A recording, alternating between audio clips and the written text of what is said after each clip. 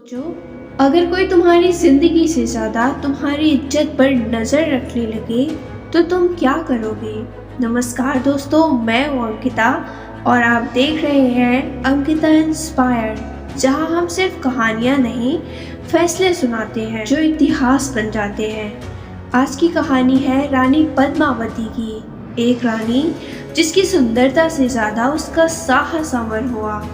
चित्तौड़गढ़ राजपूताना की शान और उसकी रानी पद्मावती। लोग उनकी खूबसूरती के किस्से सुनाते हैं, पर सच ये है कि वो सिर्फ सुंदर नहीं थी, समझदार और गरिमाशाली थी।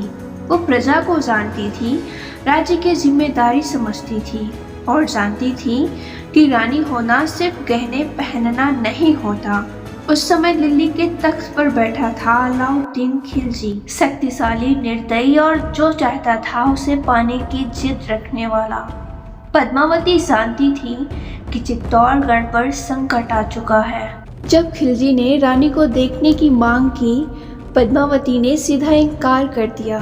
न घबराहट, न आंसू, सिर्फ मर्यादा। लोक कथाओं के मुताबिक उन्होंने एक शर्त रखी, दरअसल सिर्फ आईने में। इस फैसले से कोई युद्ध नहीं जीता गया, पर समय जरूर जीता गया। चित्तौड़गढ़ को तैयारी का मौका मिला और एक बात साफ हो गई कि ये रानी डर के सामने झुकने वाली नहीं है। पर कुछ युद्ध टाले नहीं जा सकते। खिलजी ने चित्तौड़गढ़ पर चढ़ाई कर दी।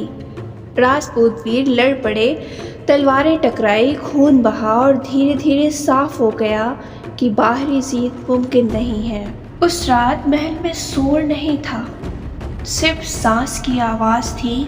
रानी पद्मावती खड़ी थी, उनके सामने माएँ, बेटियां, नई दुल्हनें। किसी ने पूछा नहीं, पर सब समझ चुकी थी बाहर अगर हार हुई तो उनकी जिंदगी नहीं, उनकी पहचान छीन ली जाएगी। रानी ने कोई भाषण नहीं दिया, उन्होंने बस इतना कहा, हम जीना जानते हैं पर गुलामी में जीना नहीं। आग तैयार थी, वो आग जो भयानक नहीं थी, वो आग इज्जत की रक्षक थी। पहला कदम किसी ने भी पीछे नहीं खींचा।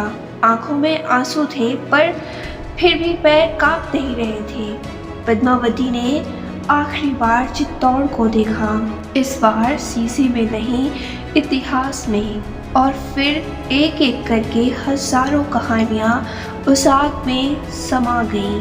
वो चीख नहीं थी, वो एक ऐलान था, हमारी देश जल सकती है पर हमारा स्वाभिमान नहीं। सुबह चित्तौड़गढ़ जीत लिया गया, पर खिलजी ने जो चाहा था वो कभी नहीं मिला।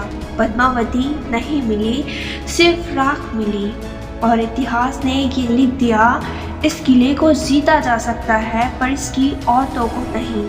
ये कहानी हमें ये नहीं सिखाती कि आग में कूदना महानता है, ये सिखाती है कि जब कोई तुम्हारी इज्जत को छीनने आए तो खुद को कम मत समझना। पद्मावती की कहानी ये याद दिलाती है कि असली शक्ति तलवार में नहीं होती, फैसलों में होती है।